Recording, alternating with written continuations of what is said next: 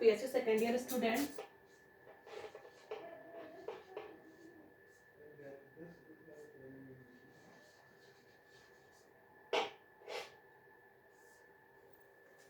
कल के क्लास में हम लोगों ने डिस्कस किया था about seed and seed dormancy.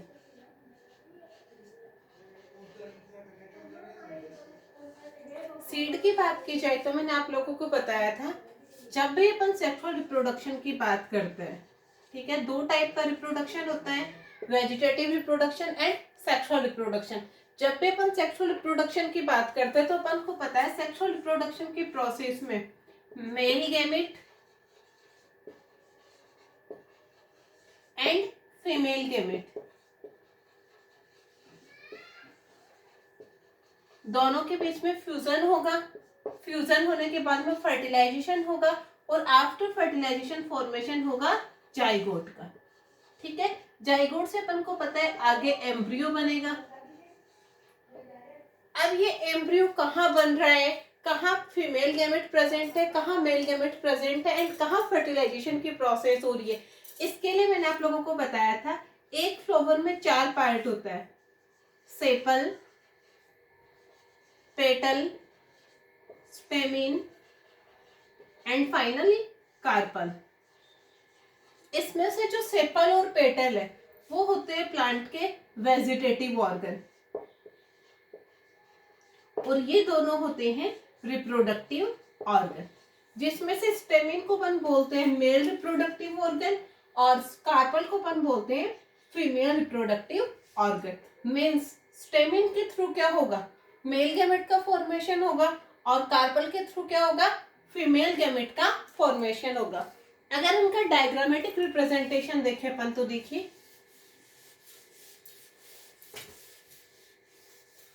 जब भी आप फ्लावर के स्ट्रक्चर को देखते हो, किसी भी फ्लावर को देखते हो तो उसमें आपको 4 पार्ट दिखेंगे। देखिएगा जरा,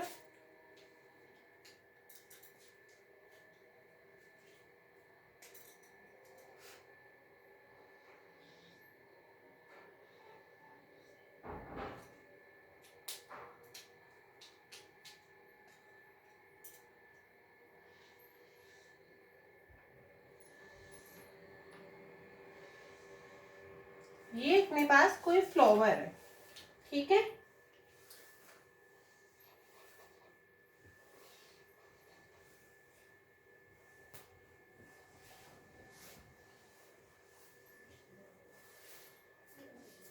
चार पार्ट दिख रहे हैं आप लोगों को। यहाँ पे अपन जब भी फ्लावर को देखते हैं, जो ग्रीन कलर का पार्ट दिखता है या जो लीफ लाइक स्ट्रक्चर दिखती है अपन को, उसे बोला जाता है बच्चों सेपल। क्या बोला जाएगा, सेपल। जो कलरफुल पार्ट दिखता है फ्लावर का उसे बोला जाता है पेटल। कल भी अपन ने बात की थी, ये है स्टेमिन और ये है कार्पल। कल मैंने आप लोगों को बताया था यहाँ इस कार्पल के 3 पार्ट है, स्टिग्मा, स्टाइल और ओवरी। ओवरी के अंदर प्रेजेंट है ओव्यूल और ओव्यूल में क्या बन रहा है, फीमेल गैमेट बन रहा है। जो मेल गैमेट है वो स्टेमिन पे बन रहा है, पॉलिनेशन की प्रोसेस के थ्रू वो अंदर जाएगा, फर्टिलाइजेशन होगा और एम्ब्रियो बनेगा। एम्ब्रियो के बनने के बाद में जो ओव्यूल है वो मेच्योर हो जाएगा और जो मेच्योर ओव्यूल है, कौन सा, मेच्योर ओव्यूल है, वही क्या कहलाएगा, सीड कहलाएगा। ठीक है, इतनी बात अपन ने कल कर ली थी। फिर मैंने बताया था आप लोगों को सीड को अपन ने क्यों बनाया है, ताकि ये नया प्लांटलेट बना सके, नई जनरेशन का फॉर्मेशन कर सके। ठीक है, कोई भी इंसान ये चाहेगा कि एनवायरनमेंट में या इकोसिस्टम में मेरी आइडेंटिटी बनी रहे। वो आइडेंटिटी बनाने के लिए क्या करेगा, रिप्रोडक्शन करेगा। रिप्रोडक्शन के थ्रू तो इसने सीड बनाया है, सीड बनाए ताकि नया प्लांटलेट बनाए। नया प्लांटलेट कब बनाएगा, जब ये सीड क्या होगा, जर्मिनेट होगा। सीड में क्या होना जरूरी है, जर्मिनेशन होना जरूरी है।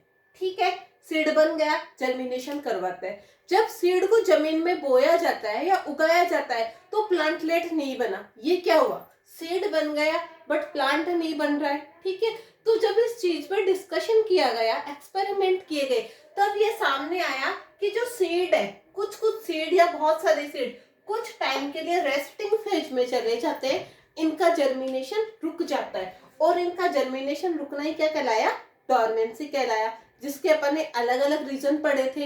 हो सकता है एम्ब्रियो की वजह से हो सकता है सीड कोट की वजह से हो सकता है एनवायरमेंट की वजह से हो।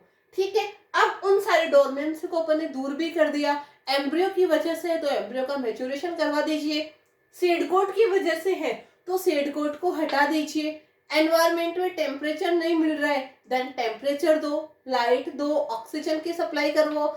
इन सब फैक्टर्स के थ्रू डोरमेंसी को दूर किया जा सकता है। अब बात आती है जर्मिनेशन के, डोरमेंसी हट गई मींस अब क्या होना चाहिए, जर्मिनेशन होना चाहिए। एक सीड में क्या होना चाहिए बच्चों, जर्मिनेशन।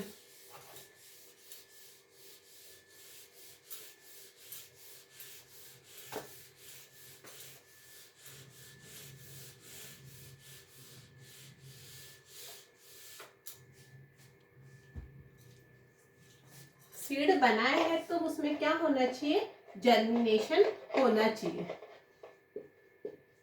अब जब भी जर्मिनेशन स्टार्ट होगा तो उसमें दो टाइप के चेंजेस देखने को मिलेंगे। कितने टाइप के चेंजेस देखने को मिलेंगे, एक सीड में दो टाइप के चेंजेस अपन को देखने को मिलेंगे। फर्स्ट होते हैं मॉर्फोलॉजिकल चेंजेस,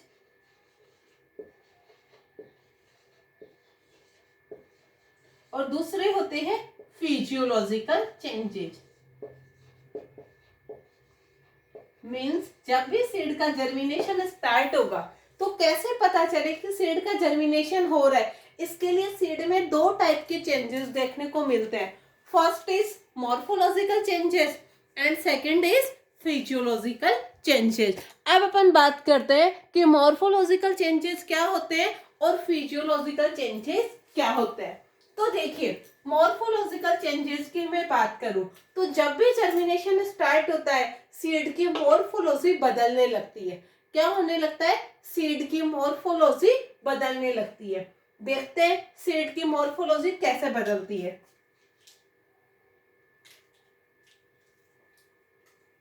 मान लीजिए ये कोई सीड है, ये क्या है बच्चों, कोई सीड है। ठीक है, इसमें जर्मिनेशन स्टार्ट हो रहा है। जर्मिनेशन स्टार्ट होने का मतलब मॉर्फोलॉजी में चेंजेस होना है।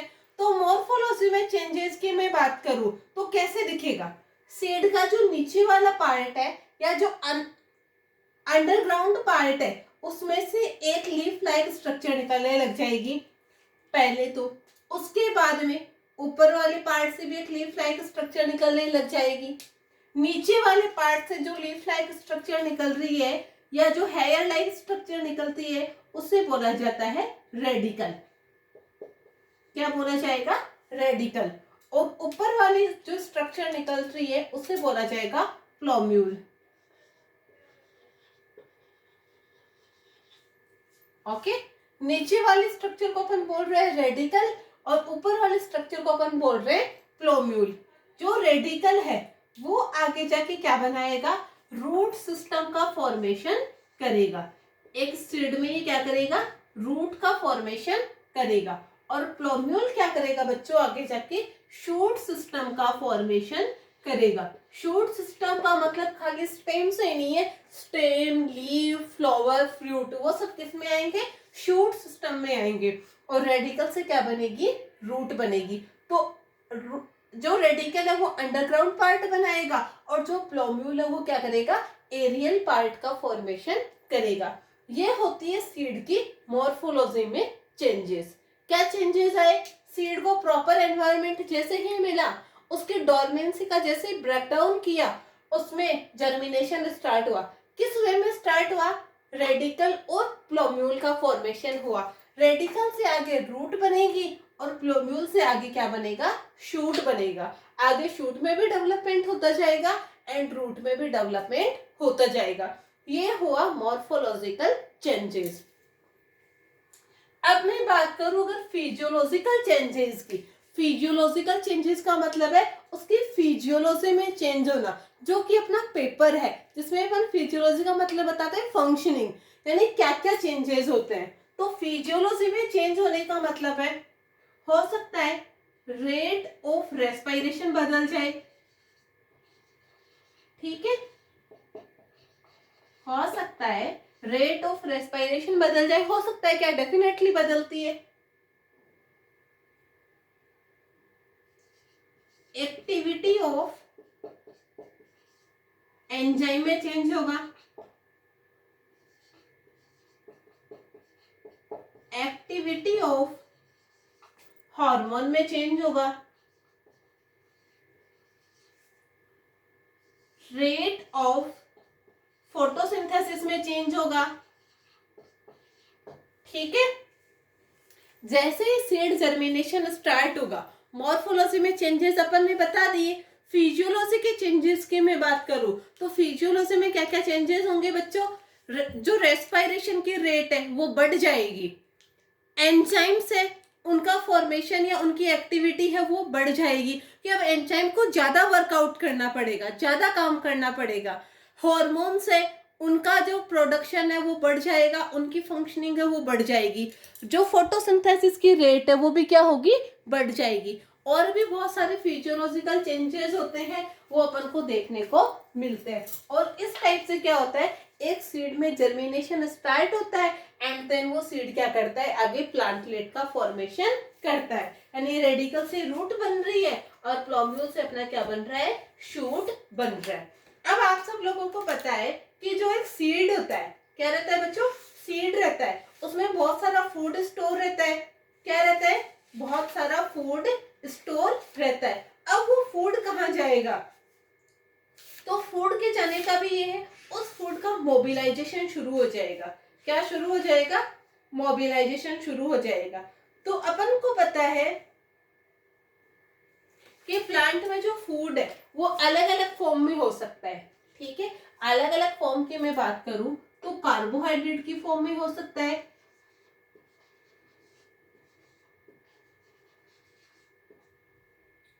लिपिड की फॉर्म में हो सकता है और प्रोटीन की फॉर्म में हो सकता है। मींस जो सीड है उसमें फूड स्टोर किया हुआ है, कार्बोहाइड्रेट स्टोर है, लिपिड स्टोर है और प्रोटीन स्टोर है। अब ये जो फूड स्टोर किया हुआ है इसको काम में भी लेना पड़ेगा। भाई प्लांट बन रहा है तो बॉडी की पूरी फंक्शनिंग स्टार्ट हो रही है, इतने टाइम तो सीड पड़ा था तो उसको कोई काम नहीं था, कार्बोहाइड्रेट का कोई रोल नहीं था, लिपिड का नहीं है, प्रोटीन का नहीं है। बट अब तो सारी चीजों के अपने अपने रोल है, कार्बोहाइड्रेट अपना काम करेगा, प्रोटीन अपना काम करेगा, ठीक है, और जो लिपिड है वो अपना काम करेगा। तो अपन बात करते हैं कि प्रोटीन, जो कार्बोहाइड्रेट स्टोर किया हुआ है उसका ब्रेकडाउन कैसे होगा, प्रोटीन का ब्रेकडाउन कैसे होगा और लिपिड का ब्रेकडाउन कैसे होगा। ठीक है, अब देखिए सबसे पहले अपन बात कर लेते हैं अबाउट कार्बोहाइड्रेट।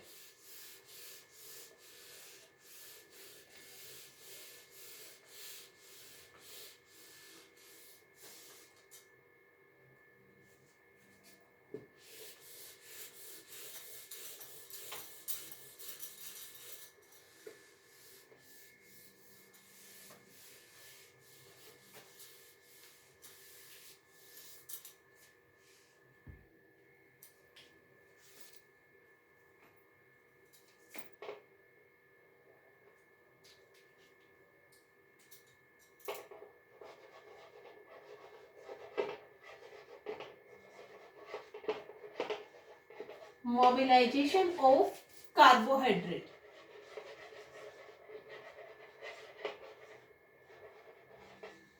ठीक है, तो जो कार्बोहाइड्रेट है वो सीड में स्टार्च के फॉर्म में है। किस फॉर्म में है, स्टार्च के फॉर्म में है। अब इस स्टार्च के ऊपर कोई ना कोई स्पेसिफिक एंजाइम काम करेगा और वो इस स्टार्च को क्या करेगा, सिंपल मॉलिक्यूल में तोड़ देगा। तो जो स्टार्च है वो एक स्पेसिफिक एंजाइम है, अल्फा एमाइलेज। अल्फा एमाइलेज की प्रेजेंस में कन्वर्ट हो जाएगा ओलिगोसेकेराइड में।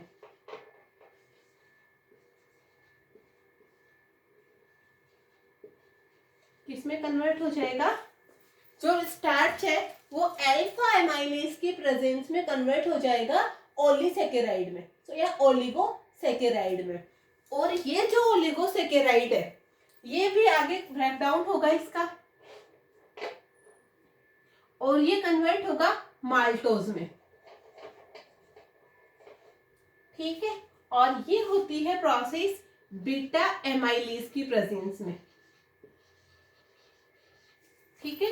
अल्फा एमाइलेज की प्रेजेंस में बन रहा है ओलिगोसैकेराइड और बीटा एमाइलेज की प्रेजेंस में बन रहा है माल्टोज। और ये जो माल्टोज है वो भी एक स्पेसिफिक एंजाइम आता है,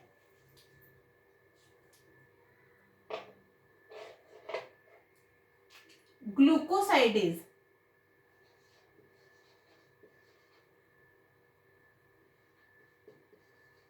ग्लूकोसाइडेज और उस ग्लूकोसाइडेज की प्रेजेंस में कन्वर्ट हो जाएगा ये ग्लूकोज में, ठीक है, जो कि कार्बोहाइड्रेट की सबसे सिंपलेस्ट फॉर्म मानी जाती है। जरा देखिएगा, स्टार्च की फॉर्म में फूड रिजर्व है या स्टोर किया हुआ है, एक्यूमुलेट किया हुआ है। ये स्टार्च अल्फा एमाइलेज की प्रेजेंस में टूटेगा और क्या बना लेगा, ओलिगोसैकेराइड बना लेगा। ओलिगोसैकेराइड बीटा एमाइलेज की प्रेजेंस में टूटेगा और माल्टोज बना लेगा। माल्टोज ग्लूकोसाइडेज एंजाइम की प्रेजेंस में टूटेगा और क्या बना लेगा, ग्लूकोज बना लेगा।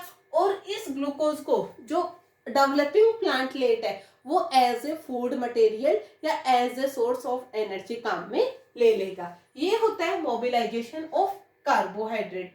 अब आगे अपन बात करते हैं कि प्रोटीन का क्या होता है।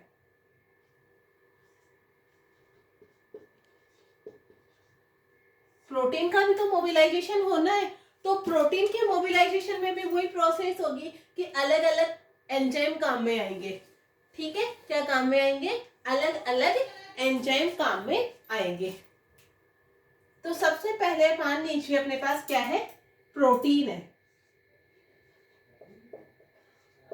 ये प्रोटीन क्या करेगा, स्पेसिफिक एंजाइम की प्रेजेंस में टूटेगा और वो एंजाइम है प्रोटीएज।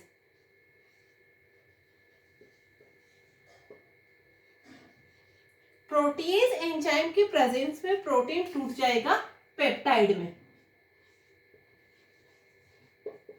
किसमें टूट जाएगा बच्चों, पेप्टाइड में। और ये पेप्टाइड भी फिर से स्पेसिफिक एंजाइम के प्रेजेंस में टूटेगा और क्या बना लेगा, एमाइनो एसिड। क्योंकि प्रोटीन की सबसे सिंपलेस्ट यूनिट क्या होती है, एमाइनो एसिड। और ये एमाइनो एसिड बनाने की प्रोसेस होगी स्पेसिफिक एंजाइम की प्रेजेंस में, जिसे बोला जाएगा पेप्टेज, ठीक है। फिर से सुनिएगा, प्रोटीन है, प्रोटीज एंजाइम के प्रेजेंस में टूटा और बनाया पेप्टाइड। पेप्टाइड ठीक है, क्या पेप्टाइडेज एंजाइम के प्रेजेंस में टूटा और क्या बना लिया, एमाइनो एसिड, जिनको आगे यूज में लिया जाएगा। अब कार्बोहाइड्रेट का भी अपन ने बात कर ली, प्रोटीन का मोबिलाइजेशन भी पढ़ लिया। अब अपन आगे बात करते हैं कि लिपिड का क्या होगा, यानी लिपिड का मोबिलाइजेशन कैसे कंप्लीट होगा। तो वही बात है, जैसे एंजाइम काम में आ रहे थे वैसे ही लिपिड में भी एंजाइम काम में आएगा, ठीक है। तो लिपिड के मोबिलाइजेशन की बात करूं तो जो लिपिड है वो भी स्पेसिफिक एंजाइम की प्रेजेंस में टूटेगा और क्या बना लेगा, ग्लिसरॉल बना लेगा।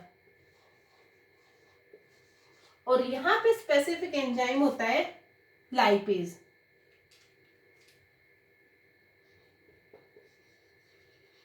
इस टाइप से क्या होगा, कार्बोहाइड्रेट, प्रोटीन और लिपिड तीनों का क्या हो जाएगा, ब्रेक डाउन हो जाएगा, मोबिलाइजेशन हो जाएगा। होता कैसे जरा देखिएगा।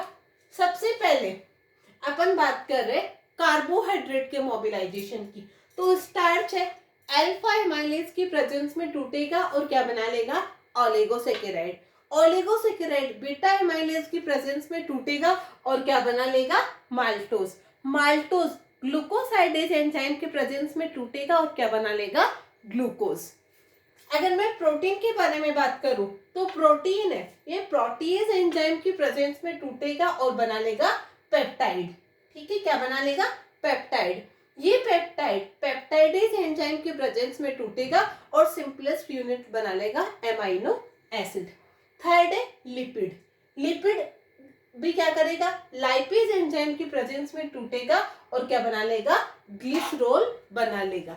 इस टाइप से प्लांट में जितना सीड में जितना भी स्टोर फूड है उसका क्या हो जाएगा, मोबिलाइजेशन स्टार्ट हो जाएगा और इनको यूज में लेना स्टार्ट कर देंगे ताकि डेवलपिंग प्लांटलेट को प्रॉपर न्यूट्रिशन मिल सके एंड उसमें प्रॉपर ग्रोथ एंड डेवलपमेंट हो सके ताकि एक प्लांटलेट पूरी तरह से बन सके। इस टाइप से क्या होता है, जो स्टोर फूड है उसको काम में ले लिया जाता है। अब डिपेंड करता है कि कितना फूड स्टोर है कितना नहीं है, उसके आगे और भी फूड वगैरह की सप्लाई डेवलपिंग प्लांट को कर दी जाती है। ठीक है, ये था अपना सीड डोरमेंसी एंड जर्मिनेशन। हो गया, प्लांटलेट बन रहा है अपना, बनने दीजिए, कोई दिक्कत नहीं है। अब अपना जो नेक्स्ट टॉपिक है वो आता है अपने पास सेनीसेंस। क्या आता है बच्चों, सेनीसेंस। नेक्स्ट टॉपिक की मैं बात करूं तो वो अपना आता है सेनीसेंस। सेनीसेंस का जनरल मीनिंग होता है एजिंग। ठीक है, सेनीसेंस का जनरल मीनिंग क्या होता है, एजिंग होता है। एजिंग का मतलब आप लोगों को पता है, मान लीजिए कोई भी जो जन्मा है जिसका बर्थ हुआ है उसकी एज आगे से आगे बढ़ती जाएगी। क्या होता जाएगा, उसकी एज आगे से आगे बढ़ती जाएगी। जैसे आप लोग खुश होते हो, आज मेरा फर्स्ट बर्थडे है, फिर नेक्स्ट ईयर आपका सेकंड आएगा, देन थर्ड फोर्थ फिफ्थ ऐसे आते रहते हैं। ठीक है, थर्ड फोर्थ फिफ्थ आने का मतलब है कि सबकी जो एज है वो क्या हो रही है, बढ़ रही है। तो अपन बॉटनी के पॉइंट ऑफ व्यू में बात करें तो बॉटनी में भी एज तो सबकी बढ़ती है, जितने भी प्लांट है सबकी एज में क्या होगा, डिफरेंस आता जाएगा। एक प्लांट आज 1 साल का है तो कल 2 साल का होगा, देन 3 साल का होगा, 4 साल का होगा। ऐसे क्या होता जाएगा, प्लांट की जो एज है वो बढ़ती जाएगी। और एज बढ़ने का क्या को अपन क्या बोलते हैं, सेनीसेंस बोला जाता है। क्या बोला जाएगा बच्चों, सेनीसेंस बोला जाएगा। तो सेनीसेंस का जनरल मीनिंग अपन ने क्या बात की है, एजिंग बात की है।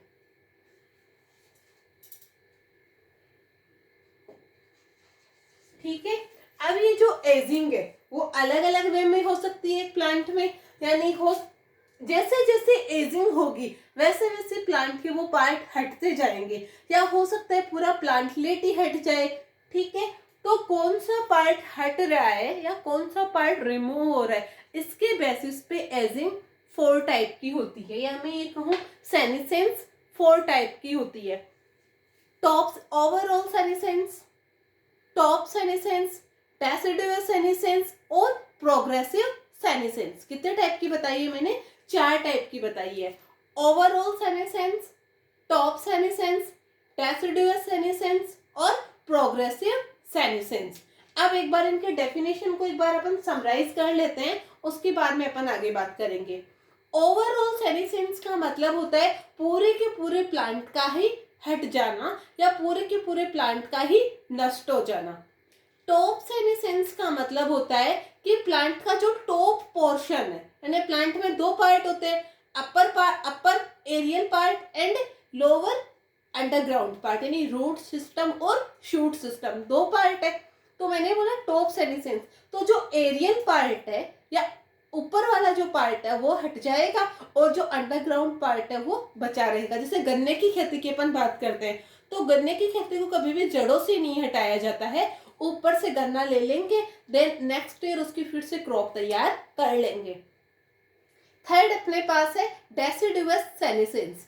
डेसिडुअस सेनीसेंस में क्या होगा, पेड़ों की जो पुरानी पेड़ों की जो पत्ती है वो एक बार पूरी झड़ जाएगी, फिर से जैसे ही फेवरेबल कंडीशन आएगी उनमें पत्तियां फिर से बनने लगेगी। फोर्थ अपने पास है प्रोग्रेसिव सेनीसेंस। प्रोग्रेसिव सेनीसेंस में क्या होगा, जो ओल्डर पार्ट है या जो ओल्डर लीफ है, ओल्डर फ्लावर है, यानी पुराने वाले वो हटते जाएंगे और उनकी जगह नए का फॉर्मेशन होता जाएगा। प्रोग्रेसिव यानी डे बाय डे क्या हो रही है, प्रोग्रेस हो रही है, पुराने को हटाया जा रहा है और पुराने को हटा के क्या जोड़ा जा रहा है, नया जोड़ा जा रहा है। अब सेनीसेंस क्यों होती है, किस वजह से होती है, इसकी बात करते हैं। ठीक है, तो सेनीसेंस को कुछ ना कुछ फैक्टर है जो मोटिवेट करते हैं या प्रमोट करते हैं। तो 2 हार्मोन ऐसे डिस्कवर किए गए जो क्या करते हैं, सेनीसेंस को प्रमोट करते हैं, और वो हार्मोन है इथाइलिन एंड AB है, एबीसिसिक एसिड। ये दो प्लांट हार्मोन ऐसे हैं जो सेनेसेंस की प्रोसेस को प्रमोट करते हैं, यानी सेनेसेंस को मोटिवेट करते हैं, और इन दो हार्मोन की वजह से सेनेसेंस देखने को मिलती है। इससे आगे का अपन नेक्स्ट क्लास में डिस्कस करेंगे। आई होप आप लोगों को ये समझ में आया होगा। Thank you, bye.